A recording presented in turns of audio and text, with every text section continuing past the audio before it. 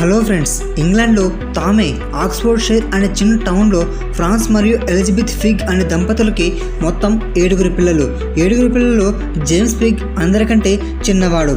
ఒక వ్యవసాయ కుటుంబంలో జన్మించాడు జేమ్స్ ఫిగ్. ఆ రోజుల్లో అంత పెద్ద కుటుంబాన్ని తక్కువ సంపాదనతో పోషించడం చాలా కష్టంగా ఉండేది. రోజుల్లో బాగా కష్టపడేవాడు జేమ్స్ ఫిగ్. ఆయన బాడీ 6 అడుగుల ఎత్తు, 84 కిలోల బరువుతో చాలా స్ట్రాంగ్గా, రఫ్ అండ్ టఫ్గా యువకుడిగా ఎదిగాడు జేమ్స్ ఫిగ్. చిన్నతనం నుంచి పోరాట విద్యలపై అమితమైన ఆసక్తి ఉండేది జేమ్స్ ఫిగ్కి. అలా ఊర్లోనూ మరియు చుట్టుపక్కల ప్రాంతాల్లో జరిగే స్థానిక జాతరలకు వెళ్తూ అక్కడ బూత్ ఫైటర్స్లో ఓపెన్ ఛాలెంజ్ విసిరి ఫైట్ చేసేవాడు. అలా చిన్న వయసులోనే తన పంచ్ పవర్తో మరియు కర్రలతో కొట్టడంలో స్థానికంగా పెద్ద పేరు సంపాదించుకుని డబ్బులు గెలవడం ప్రారంభించాడు. అలా ఇన్ హౌస్ ఫైటర్స్తో వచ్చే ప్రతి సవాళ్ళను స్వీకరిస్తూ నిరంతరాయంగా పోరాడేవాడు జేమ్స్ ఫిగ్. అలా గ్రామంలోని గ్రే హౌండ్ ఇన్ అనే ప్రసిద్ధ హోటల్లో తన ప్రధాన స్థావరంగా మార్చుకున్నారు. అక్కడ తనకు సవాళ్లు చేసిన ప్రతి ఒక్కరిని ఓడించి 1714లో లండన్ వెళ్ళేసరికి ఒక బిగ్ సెలబ్రిటీగా మారిపోయాడు జేమ్స్ ఫిగ్. ఒక జాతరలో జేమ్స్ ఫిగ్ చూపించిన అసాధారణ శారీరక బలాన్ని, ఫైటింగ్ స్కిల్స్ని ఆర్ల్ పీటర్ బరో అనే ఒక సైనికాధికారి ఆ కుర్రాన్ని ఒక పెద్ద ప్రొఫెషనల్ ఫైటర్గా మార్చవచ్చని నమ్మాడు. అందుకోసం జేమ్స్ ఫిగ్ని తనతో పాటు లండన్కు తీసుకువచ్చాడు. అలా ఆనాటి ప్రసిద్ధ యుద్ధ విద్య గురువు తిమోతి బుక్ ఆధ్వర్యంలో స్కూల్ ఆఫ్ నోబెల్ డిఫెన్స్లో కత్తిసాము, కర్రసాము, బాక్సింగ్లో కొట్టే సంప్రదాయ బ్రిటిష్ ఆయుధ విద్యలో అగ్రశ్రేణి నైపుణ్యం సాధించాడు జేమ్స్ ఫిగ్. అలా ఆ తర్వాత లండన్లో ప్రసిద్ధ బేర్ గార్డెన్లో గల బోర్డెడ్ హౌస్లో మొదటి ప్రొఫెషనల్ పోటీని ఆడడం ప్రారంభించాడు.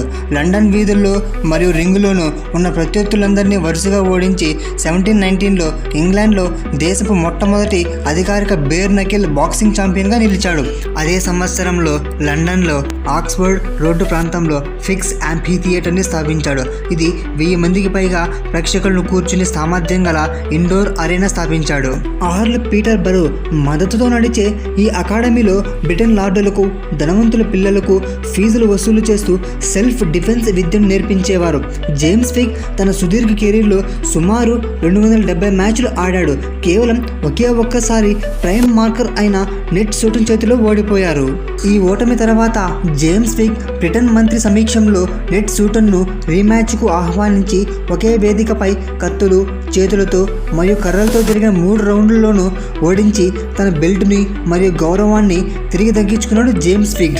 1725లో జేమ్స్ ఫిగ్ తన యాంఫీ థియేటర్ వేదికగా ఒక బ్రిటిష్ ఫైటర్కు ఇటలీకి చెందిన వెనీషియన్ గోందోలియర్కు మధ్య ఆధునిక క్రీడా చరిత్రలోనే మొదటి ఇంటర్నేషనల్ బాక్సింగ్ మ్యాచ్ను ఆర్గనైజ్ చేసి సంచలనం సృష్టించారు. ఆయన కీర్తి ఎంతలా పెరిగిందంటే బ్రిటన్ రాజకుమారుడు ప్రిన్స్ ఆఫ్ వేల్ ఈయనకు ఒక అభిమానిగా అయిపోయారు. ప్రసిద్ధ పెయింటర్ విలియం హోగార్త్ ఈయనే బిజినెస్ కార్డును స్వయంగా డిజైన్ చేశారు. 1729లో బ్రిటిష్ ప్రభుత్వం లండన్లోని ప్రసిద్ధ సెయింట్ జేమ్స్ పార్క్కు అధికారిగా నియమించి ప్రభుత్వ జీతాన్ని అందించింది. అలా 11 సంవత్సరాల తర్వాత 1730లో ఆయన ప్రొఫెషనల్ ఫైటింగ్ నుండి తప్పుకొని కేవలం ప్రమోటర్గా మరియు కోచ్గా మారారు.